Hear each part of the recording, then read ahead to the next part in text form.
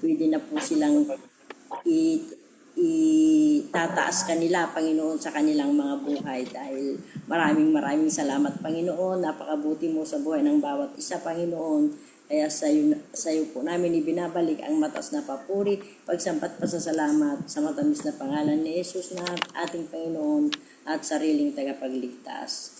Amen, amen. Ayan, ibinabalik ko na po yung gawain sa ating senior pastor kay Tay Alex po. Hallelujah. Isang mabiyayang takip silim po sa lahat ng mga kamanggagawa sa ubasan po ng Prayer Faith Church Worldwide Ministries Incorporated. Tayo po ngayon ay gaganap ng ating Sunset Watch. Pang day 206 na po tayo ngayon sa gabing ito. Gamit po natin ang platform ng Zoom. Salamat sa ating mga tagapanguna dahil hindi lang po tayo dito sa loob ng platform ng Zoom nakakapakinig o makakapakinig ng kapahayagan ng salita ng Diyos. 30 na po tayo ngayon dito sa platform ng Zoom at salamat dahil sa kapahintulutan ng ating mga tagapanguna ay naka-Facebook live streaming na po tayo ngayon. Naka-FB live streaming na po tayo. Salamat dahil ang pakikinig natin ng salita ng Diyos ay hindi lang para sa ating 30 o 31, kundi para ito sa lahat ng mga kamanggagawa na makaka-join o makakapanood ng FB live streaming na ito. Kung isi-share po natin. Ayan. Kaya wag natin ikaya. 1 month lang po yan sa Facebook Live.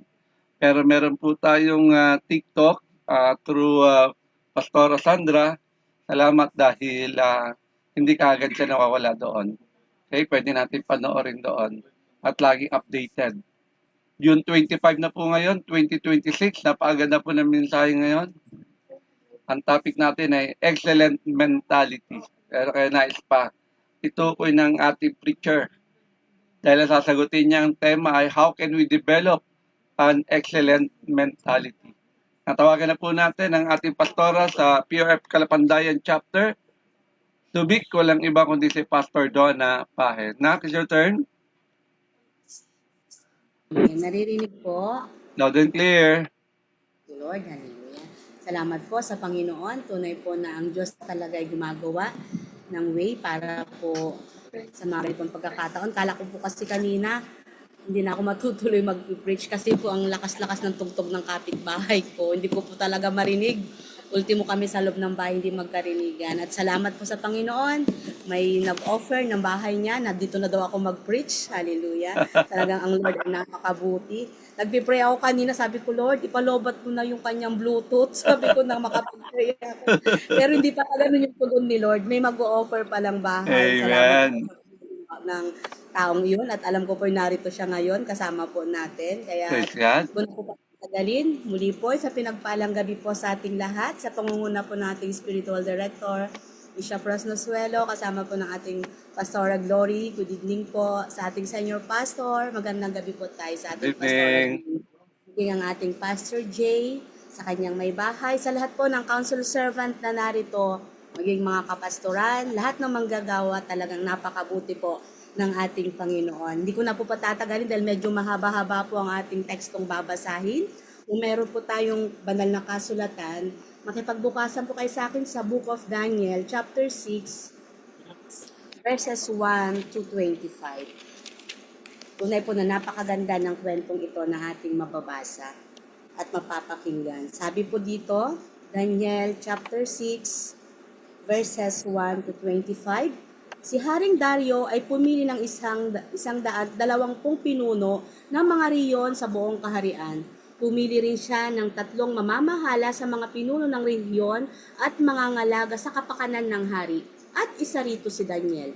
Si Daniel ang naging pangunahin sa 3 tagapamahala at sa mga pinuno ng mga riyon dahil sa pambihira niyang karunungan. Dahil dito, inisip ng hari na siya gawing tagapamahala sa buong kaharian. Kaya ang 2 kasama niyang tagapamahala at ang mga pinuno ng mga rehiyon ay humanap ng may bibintang kay Daniel upang huwag matuloy ang magandang balak ng hari para sa kanya.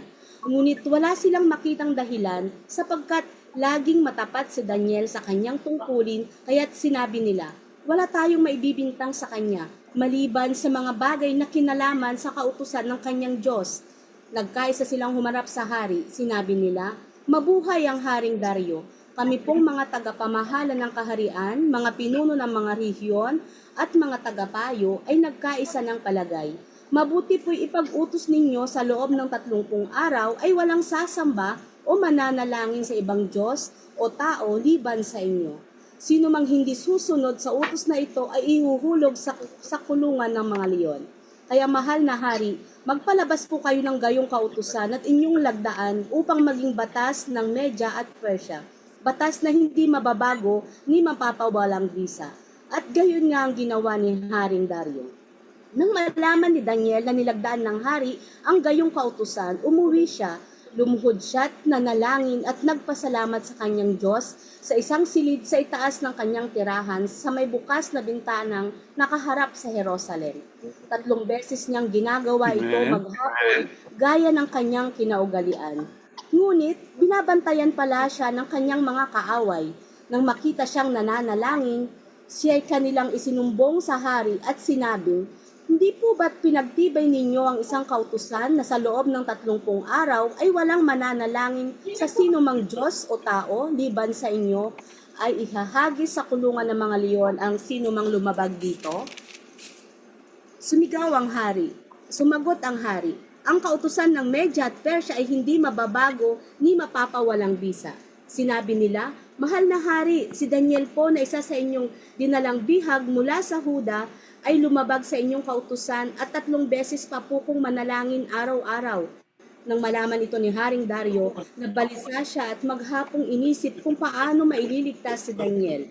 Nang magkaroong muli ay ng pagkakataon ng mga kaaway ni Daniel, lumapit ang mga ito at sinabi, "Alalahanin ninyo, mahal na hari, na batas sa Media at Persian na hindi maaaring baguhin ng alinmang kautusan na pinagtibay ng hari. Dahil dito, inutos ni Haring Dario na ihulog si Daniel sa kulungan ng mga leon. Ngunit sinabi niya rito, naway iligtas ka ng Diyos ng buong katapatan mong pinaglilingkuran." Ang bunganga ng kulungan ay tinakpan ng isang malaking bato. Tinatakan ito ng pantatak ng hari at ang kanyang mga tagapamahala para hindi mabuksan ni numan. Ang hari naman ay umuwi sa palasyo. Ngunit magdamag itong hindi nakatulog. Hindi siya tumikim ng pagkain at ayaw rin niyang paaliw. Kinabukasan, maaging nagbangon ang hari at nagmamadaling pumunta sa kulungan ng mga leon. Pagdating doon, malungkot siyang tumawag, "Daniel, tapat na lingkod ng Diyos na buhay, iniligtas ka ba niya sa mga leon?" Sumagot si Daniel, "Mabuhay ang hari, wala pong nangyari sa akin sapagkat ang bibig ng mga leon ay pinatikom ng mga anghel na isinubo ng aking Diyos. Ginawa po niya ito sapagkat alam niyang wala akong kasalanan ninagawang masama laban sa inyo." Dahil dito, labis na nagalak ang hari at inutos na iahon si Daniel mula sa kulungan ng mga leon. Nang siya'y maiahon na, wala siyang makita ng bahagyang galos sa katawan ni Daniel sapagkat nagtiwala siya sa kanyang Diyos. Ang mga nagbintang kay Daniel ay ipinahulog ng hari sa kulungan, ang mga leon pati ang kanilang mga anak at asawa. Di pa sila halos sumasayad sa kulungan ay nilapan na sila ng mga leon. Ito po ang salita ng ating Panginoon. Tayo po muna ay sumandaling yumuko at manalangin. Hallelujah. Thank you, Lord Jesus, sa gabing ito, Panginoon. Muli ka naming mapapapurihan, muli ka naming mapapasalamatan, muli ka naming masasamba sa Espiritu at katotohanan. Kaya sa oras na to, Panginoon, Holy Spirit, be with us. Tunay, Panginoon, na sa aming buhay paglilingkod, sa aming paghahayag, sa aming pag-aaral, wala po kaming kayang gawin kung wala po ang iyong pagsama. Kaya sa oras na to, Panginoon, salamat po sa buhay ng bawat isa. Bigyan mo kami, Lord God, ng malinaw na signal, Lord. At hayaan mo, Panginoon, ang bawat isang makaririnig ng iyong banal na salita ay tumimo po sa puso at isipan ng bawat isa. Naangkin na namin, Lord God, ang katagumpayan ng gawain ito, ikaw ang maitaas sa pangalan ni Jesus. Amen, amen, amen. Hallelujah. Tunay po mga kapatid ko sa gabing ito. Salamat po sa pagkakataon na magagamit muli ang aking buhay. Tulad po ng ating topic, excellent mentality. At ang ating tema po, how to develop an excellent mentality. Amen. Kasi po, alam nyo po, bilang isang Kristiyano, ito po'y napakahalaga. Dahil sa dami ng distraction ng mundong ito, sa dami ng mga pinagkakaabalahan ng mundong ito, maraming nadadaya. Amen. Katulad lamang po, di ba, maraming talento talaga ang bawat isa. Amen. Marami kang makikita, pero hindi lahat nagtatagumpay. Maaring marami silang kakayanan pero hindi ito naging kapaki-pakinabang para sa gawain ng ating Panginoon. Dahil ito lamang po talaga yung nagpapatunay na hindi sapat ang talento. Amen? Para masabi nating meron tayong excellent mentality. Kahit napakahalaga ng sinasabing pananaw sa buhay. Kasi po, pag sinabing excellent mentality, ito po ay hindi lamang patungkol sa isang perpektong tao. Alam niyo po kung ano, ito po yung pagkakaroon ng isang pusong nagbibigay ng pinakamahusay para sa Diyos. Amen. Ito po yung kaisipan na kung saan disiplinado, kumbaga may katapatan, buo ang pananampalataya, malalim ang pananampalataya, naroon yung kahusayan at tamang pag-uugali. Amen. Sa panahon ngayon mga kapatid ko kay Lord, marami po kasing tao na kumbaga kung ano yung ginagawa nila is kontento na kung ano lamang yun. Pwede na yan. Diba may mga ganong pagkakataon minsan sa buhay ng isang tao. Pero ang sabi nga po, ang Diyos naghahanap ng pinaka-the best para sa atin. Kung kaya't dito nga po, napili si Haring Daniel. Di po ba? Napili si Daniel na kung saan siya yung nakitang pinakamahusay doon sa tatlong mangunguna. 'Di ba? Sabi niya nga hindi naging dakila si Daniel dahil lamang sa kanyang talino or dahil sa kanyang kaalaman. Bagkus po yung pagkakaroon niya ng excellent spirit na kung saan kahit nasa gitna siya ng pagsubok, naroon syempre po yung pressure, 'di ba? Andun yung tukso, pero nanatili siyang disiplinado. Nanatili siyang may takot sa Diyos. Amen po, kasi po yung excellent mentality tinatawag, ito po yung paggawa ng kapaki-pakinabang para sa ating Panginoon kahit walang nakakakita. 'Di ba? Yung ibinibigay mo yung the best mo kahit ito'y mahirap para sa iyo. Kahit na walang pumapalakpak na nakakakita, nagpapatuloy ka pa rin. Amen. Nagiging malago ka sa gitna ng mga pagsubok. Yun po yung tinatawag ng excellent mentality. Kasi po, pag tama po yung ating pag-iisip, nagiging maayos yung ating desisyon, syempre po. 'Di ba? Lumalalim yung ating relasyon sa ating Panginoon at nagiging pagpapala tayo para sa iba.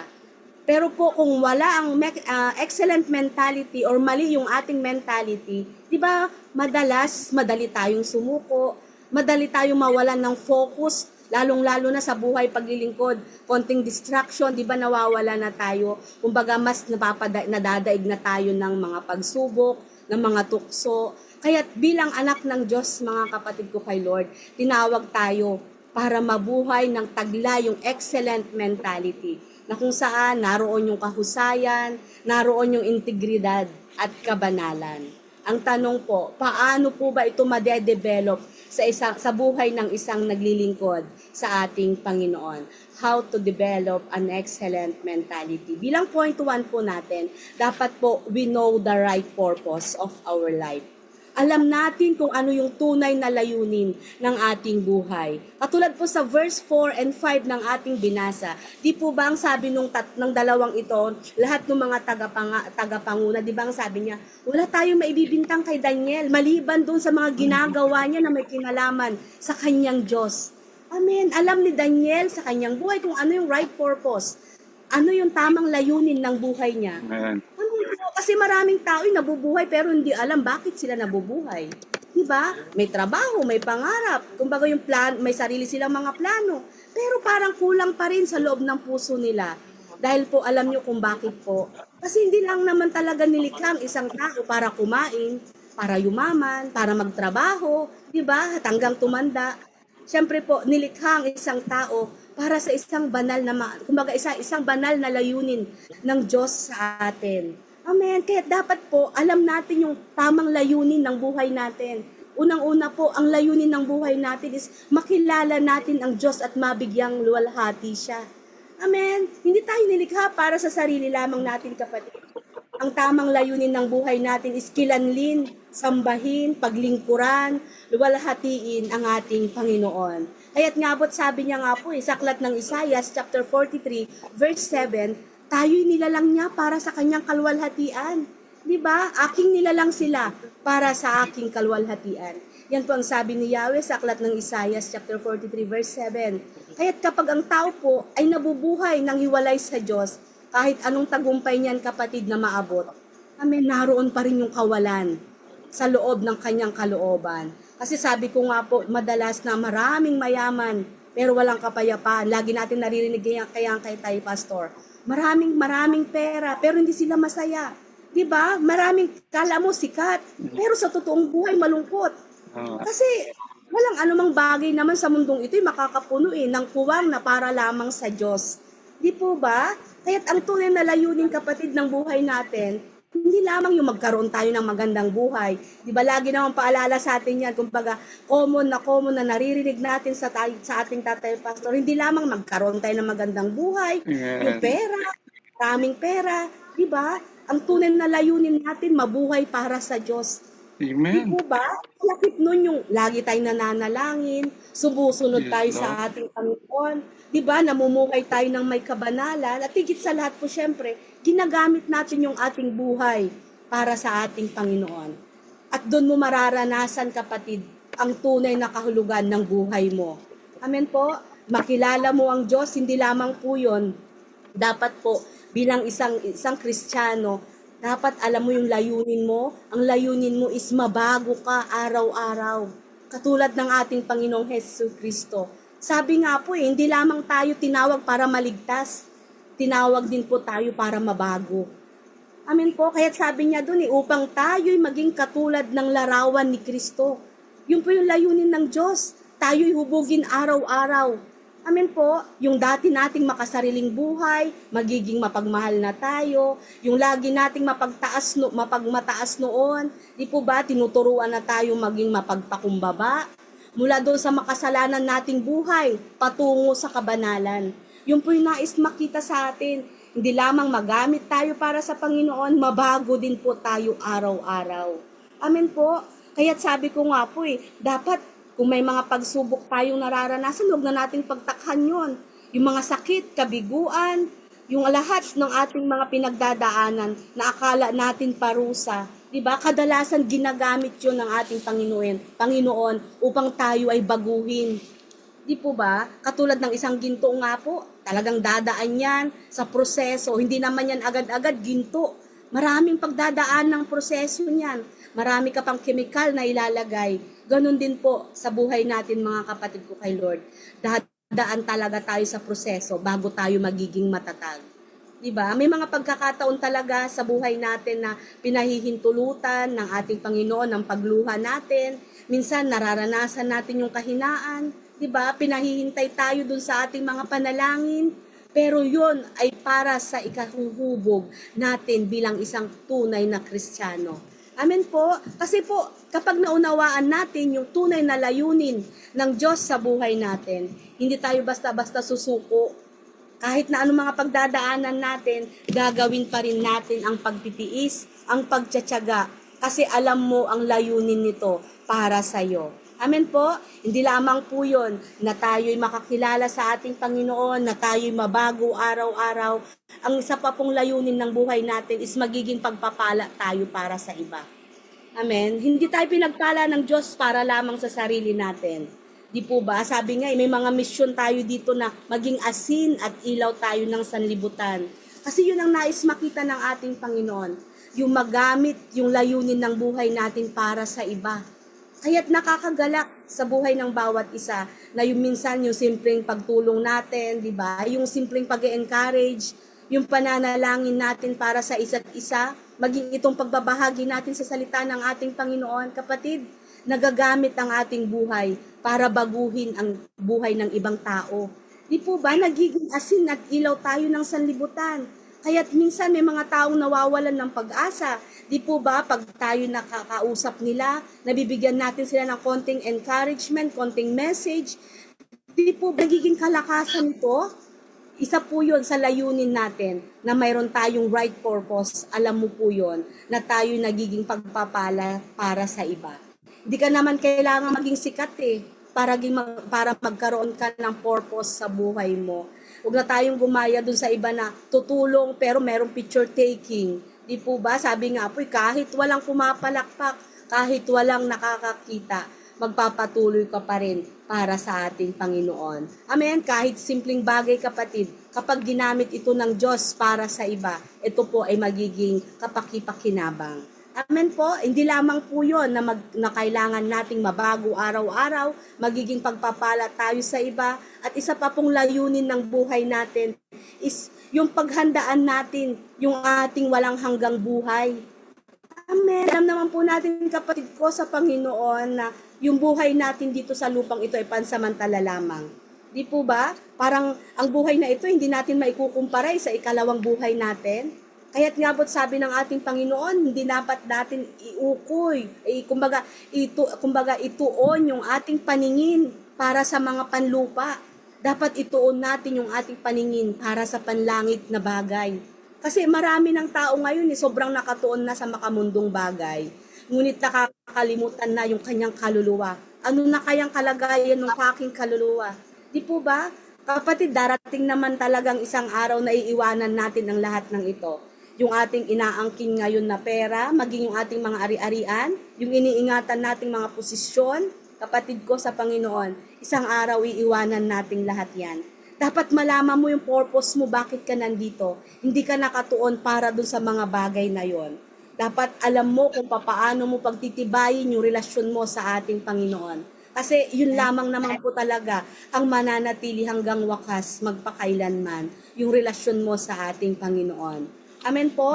Kaya ang buhay na ito, kapatid ko sa Panginoon, pag hindi mo yan naiukol sa Diyos, wala ka rin pong mapapala. Sabi nga po ano man din kumbaga kamtin mo man ang lahat ng bagay sa mundong ito. Kung wala naman din po ang ating Panginoon, di po ba wala rin kwenta. Kaya't ang tunay na layunin ng buhay natin, kapatid, makilala natin at mawalhati ang Diyos, maging katulad tayo ni Kristo, magiging pagpapala tayo sa iba, at maihanda yung buhay natin para sa walang hanggan. Dapat po, ito yung maging sentro ng purpose natin, bakit tayo narito sa lupa. Amen? Kasi pag nalaman po natin na ito yung purpose ng buhay natin, magkakaroon po ng direksyon ng ating paglalakbay. Kaya't anuman yung pagsubok na ating kakaharapin, naroon pa rin yung kapayapaan. Kasi alam mo sa sarili mo na narito ka para sa ating Panginoon. Amen, narito ka na naglalakbay lamang.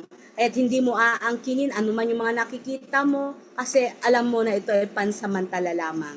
Amen po. Kaya't yan po yung ating unang puntos, how to develop an excellent mentality. Dapat po, you must know the right purpose of our life. Alam mo dapat kung ano yung purpose ng buhay mo. At ang pangalawa po, you must know the right consideration. Dapat alam mo yung dapat ikinukonsidera. Amen po, dahil sabi po sa verse 10 ng ating tekstong nabasa kanina, dito po ba, nung nalaman ni David na nilagdaan na ng hari yung ganong kautusan, di po ba na pumunta pa rin siya doon sa loob ng kanyang silid at nanalangin? Nakita po ba natin na ikinonsidera ni David yung kanyang buhay na maaring pag may nakakita sa kanya, siya ipatapon doon sa leon? Di po ba, inuna niyang ikonsidera kung ano ang tama, kung ano ang the best para sa harapan ng ating Panginoon. Inuna niya pa rin yung kalooban ng ating Panginoon. Nakausapin niya pa rin ang ating Panginoon. Napasalamatan niya pa rin ang ating Panginoon. Bagamat hindi niya na alam yung gagawin niya at that time. Di po ba naiipit na siya sa sitwasyon? Pero sabi ko nga po, pumasok pa rin siya sa silid at doon ay nanalangin pa rin. Kasi kapatid ko sa Panginoon, sa mundong ating ginagalawan, talagang maraming gustong kumuha ng ating atensyon Di ba? Nauubos yung ating oras, maging yung ating isipan punong-puno ng kung anong mga intindihin. Maraming tao abala sa trabaho, di ba? Marami, kumbaga, yung problema nila na halos hindi maubos-ubos. Yung relasyon na talagang, kumbaga, walang kasiguruduhan. Ngunit nakakalimutan nila yung pinakamahalaga sa mundong ito. Ito po yung dapat na malaman natin. Yung right consideration, alam niyo po kung ano ito. Ito po yung nangangahulugan ng tamang pagbibigay halaga sa mga bagay na dapat at mahalaga sa buhay ng bawat isa. Lalong-lalo na po sa paningin ng Diyos. Amen. Hindi lahat ng mahalaga sa paningin mo, kapatid, ay mahalaga sa paningin ng Diyos. Di po ba? Hindi lahat ng hinahabol mo, kapatid, ay kumbaga ito yung pangwalang hanggan na dapat mong kamtin. Sabi nga po, dapat unahin mong pagsikapang pagharian ka ng ating Panginoon, ng kaharian ng ating Panginoon. At sundin mo yung kalooban niya at ang lahat ng pangangailangan mo ay idadagdag niya sa iyo. Amen. Dapat yun ang unang-unang ikinukonsidera ng isang tunay na nakakaalam kung papaano magkaroon ng excellent mentality. Pinapakita rito sa talatang ito, kapatid, na dapat alam mo yung priority mo, alam mo yung dapat ikonsidera sa buhay mo. Dahil alam, pag ito po'y nalaman mo, ang Diyos po mismo ang kikilos. Amen. Yung bigyan natin ng halaga, yung relasyon natin sa ating Panginoon. Ito yung dapat na pinakamahalagang konsiderasyon sa buhay ng tao. Dahil sabi ko nga po kanina, ano man yung mapala mo, kung wala ka namang tunay na relasyon sa ating Panginoon, di po ba ang sabi yun sa Marcos chapter 8 verse 36, sabi niya rito, sapagkat anuman ang mapakinabang ng tao, na makamtan niya man ang buong sanlibutan, ngunit mapapahamak naman ang kanyang kaluluwa. Di ba maraming tao inuubos yung kanyang lakas para yumaman, di ba, para sumikat, magkaroon ng matagumpay na buhay. Ngunit napabayaan naman nila yung kanilang sarili, kumbaga yung kanilang spiritual na buhay. Nakakalungkot isipin, may oras sa pagse-cellphone, pero walang oras sa pananalangin. 'Di ba? Malakas sa trabaho, pero pagdating sa Panginoon, nanghihina na siya. May lakas sa mundo, pero pagdating sa paglilingkod, halos napipilitan. Kapatid, kapag inuna mo ang Diyos, at alam mong ang Diyos ang pinakamahalaga sa buhay mo, amen, hindi ka madaling maagaw ng mundong ito. Kasi alam mo yung dapat mong ikonsidera sa buhay mo. Yung unahin yung Diyos bago yung sarili mong kagustuhan, bago yung ambisyon mo, bago yung mga makamundong kasiyahan sa mundong ito. Naroon lagi mong ikinukonsidera yung relasyon mo sa ating Panginoon. Dahil alam naman po natin na kapag inuna natin ang Diyos, magiging maayos ang lahat ng bahagi ng buhay natin. Kasi tama yung sentro ng ating paningin. Amen. Ito yung ang ating Panginoong Hesukristo. Amen po. Dapat hindi lamang po yun na alam mong pagpahalagahan yung relasyon mo sa ating Panginoon. Dapat din po binibigyang halaga mo yung kalagayan ng puso mo. Kasi hindi lamang naman panlabas na buhay yung tinitignan ng Diyos sa buhay natin, kundi yung laman ng puso natin. Kaya nga ba't pinapaingatan ng Diyos yung ating puso? Amen. Dahil dito po nanggagaling yung bukal na buhay na bigay sa atin ng ating Panginoon. Maraming tao ngayon panlabas, napakaganda, ngunit yung panloob nila ay sugatan. 'Di ba? Puro galit, 'di ba? Puro inggit, may takot pa, kumbaga nandun pa yung kapaitan, andun yung mga lihim na kasalanang ginagawa.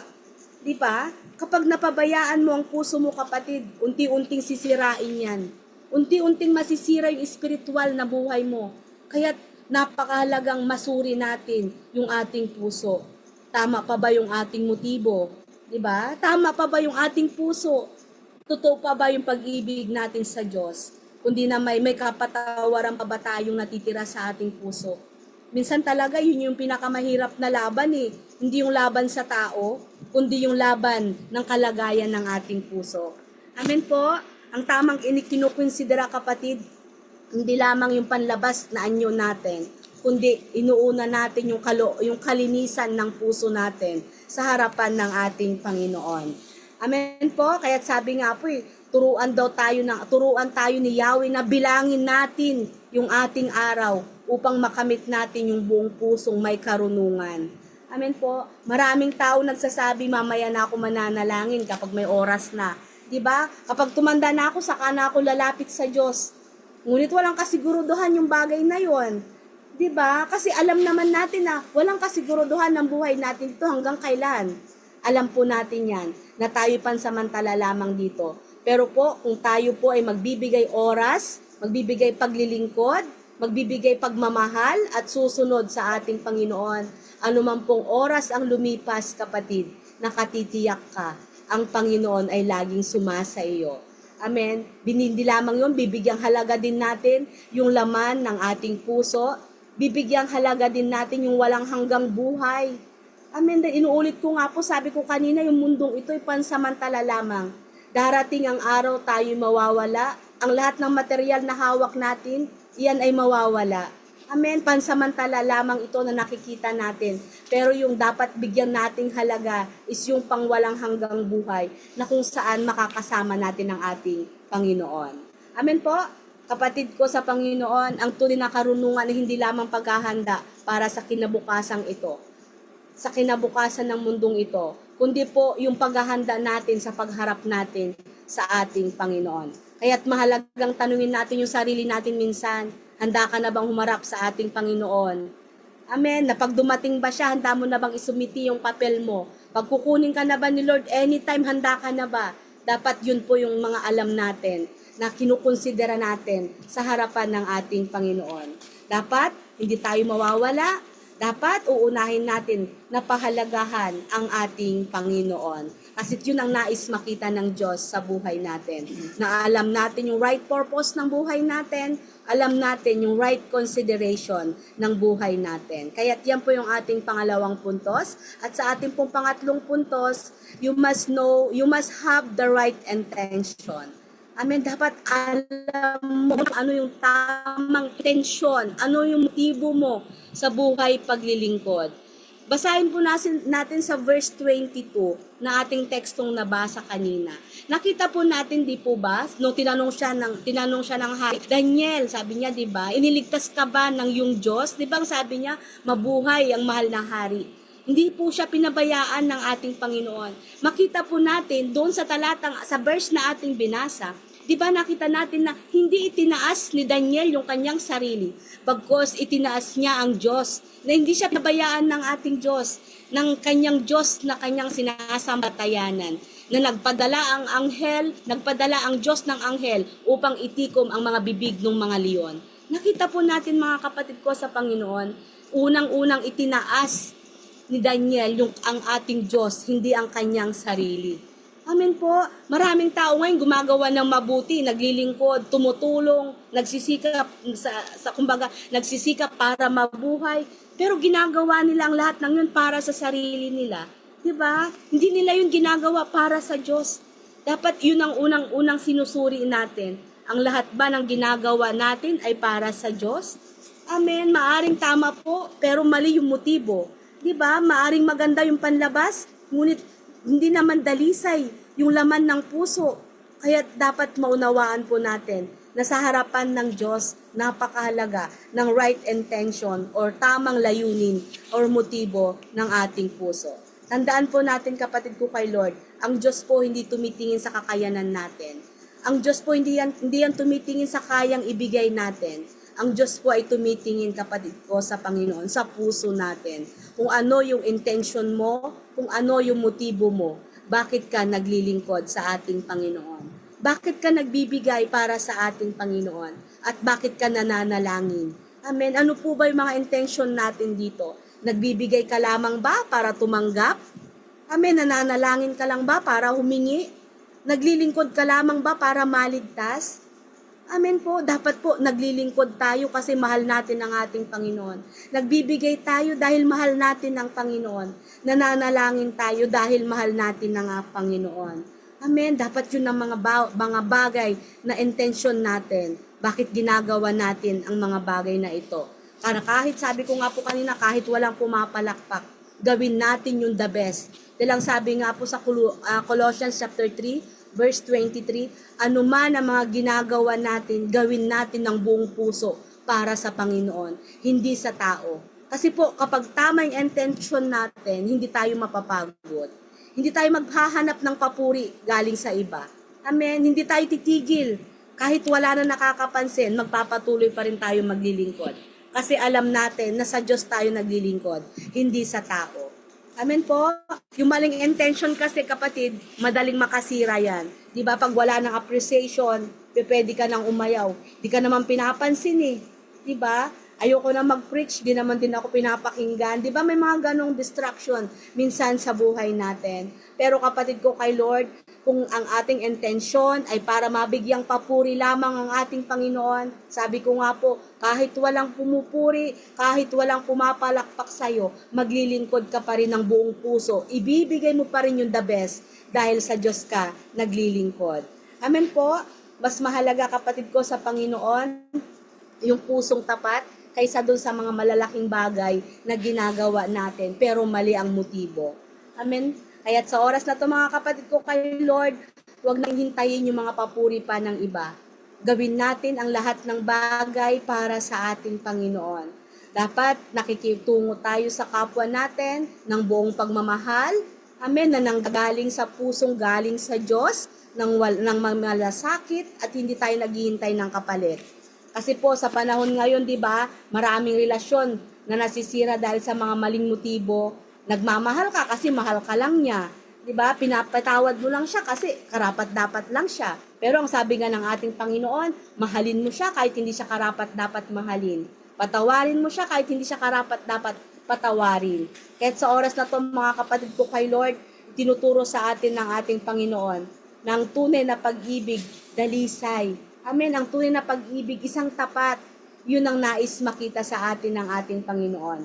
Gawin natin iyon ng buong puso, ng may pag-ibig, nang sa ganon ito ay magkaroon ng kabuluhan sa harapan ng ating Panginoon. Amen po. Sabi nga po kanina, kailangan din, isinasaalang-alang din natin yung mga pangarap natin. Hindi lamang gusto nating umasenso. Di ba sabi ko nga po kanina, hindi ka pinagpala para sa sarili mo lamang. Ikaw ay pinagpala para maging pagpapala ng iba. Amen. Upang ito maunawaan mo, kumbaga, gawin mo kung ano yung para sa ministeryo, magiging pagpapala ka, magiging daluyan ka. Yun ang nais makita ng Diyos sa buhay natin na bawat isang humihingi, nagde-develop ng excellent mentality. At sa oras na to mga kapatid ko kay Lord, ang nais ipaunawa sa atin ng Diyos na buhay, how to develop an excellent mentality. Ang point 1 po natin kanina, you must know the right purpose of your life. At ang ating pangalawa po, you must know the right consideration of your life. At ang ating pangatlo, you must have the right intention. Ito po ang salita ng ating Panginoon. Sa Diyos po ang aking papuri. Tayo pong lahat ay pumikit at manalangin. Hallelujah. Thank you, Lord Jesus, sa gabing ito, Panginoon. Salamat po, Lord God, sa maikling kapahayagan. Naniniwala ako, Lord, na sa aming buhay paglilingkod, nais mo kaming magamit mightily.